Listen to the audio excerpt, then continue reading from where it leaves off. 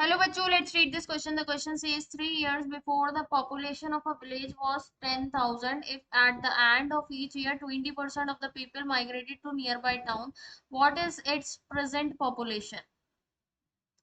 तो यहाँ मैं की कॉन्सेप्ट लिख लेती हूँ।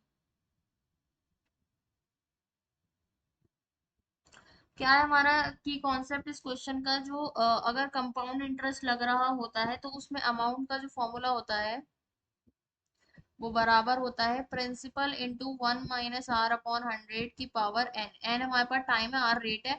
और जब हमारे पास कोई कंपाउंड इंटरेस्ट में मतलब कोई भी वैल्यू कम हो रही हो साल ब साल, मतलब हर साल, तो हम यहाँ पर माइनस का साइन लगाते हैं। ठीक है। तो अब यहाँ पर क्वेश्चन में क्या कह रहे हैं कि 3 साल पहले पॉपुलेशन ऑफ विलेज जो थी वो 10,000 थी। 10,000 लोग थे। At if at the end of each year, हर साल के आखिर में 20 लोग जो है दूसरे नियर बाय टाउन चले जाते थे। मतलब पॉपुलेशन कम होती रहती थी हर साल। अगर 10 लोग हैं, 20% चले गए तो 8 बचे। फिर नेक्स्ट ईयर में 8 थे, 8 के 20% जब जाएंगे तो उसमें और कम बचेंगे। तो ऐसे ऐसे करके हमारे पास माइग्रेट हो रहे हैं। तो मतलब यहाँ पे कंपाउंड इंटरेस्ट लग रहा है। तो हम लिख लेते हैं यहाँ पर कि हमारे पास प्रिंसिपल क्या है, वो है 10,000। मतलब 10,000 थे ना अभी तो। और किस रेट में कम हो रहे हैं, 20%। तो आज अगर 10,000 है, तो नेक्स्ट ईयर जब हम देखेंगे तो वो क्या हो जाएगा, हमारे पास अमाउंट ही तो आएगा वो। तो वो क्या आएगा हमारे पास 10,000 में 1 - 20/100 की पावर n। एक साल में तो यही होगा। फिर नेक्स्ट ईयर और लोग कम हो जाएंगे तो उसमें आ जाएगा 10,000 1 - 20/100 का स्क्वायर। तो हमें क्या निकालना है, हमें प्रेजेंट पॉपुलेशन निकालनी है। 3 साल पहले की तो ये थी।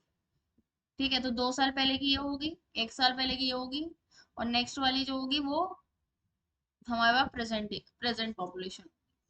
तो उसके लिए अगर मैं देखूं, देखो ये सीरीज हमारे पास जीपी में बन रही है क्योंकि 10,000 में हमने एक फिक्स्ड नंबर को मल्टीप्लाई किया, नेक्स्ट टर्म आ गई। इसमें एक फिक्स्ड नंबर को मल्टीप्लाई किया, फिर से नेक्स्ट टर्म आ गई। तो ये हमारे पास क्या है, this series is in GP, is in GP. ये हमारी सीरीज जीपी में है जिसका कॉमन रेशियो क्या है, कॉमन रेशियो क्या होता है, कौन से फिक्स नंबर से मल्टीप्लाई किया जा रहा है। तो वो क्या है, ये है। तो इसको अगर मैं देखूं तो 100 - 20 मतलब 80/100 है। इसको सॉल्व कर लेते हैं, ये आ जाएगा 4/5 के बराबर कॉमन रेशियो। अब हमें क्या करना है,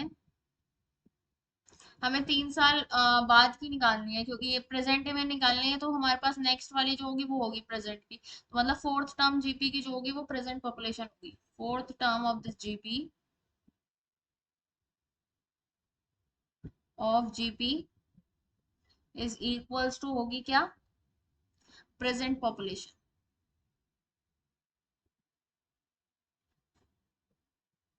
ठीक है।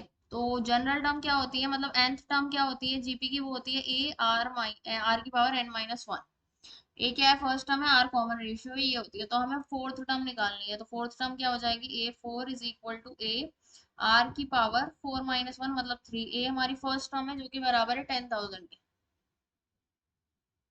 ठीक है। आर कॉमन रेशियो है, ये बराबर है 4/5 के।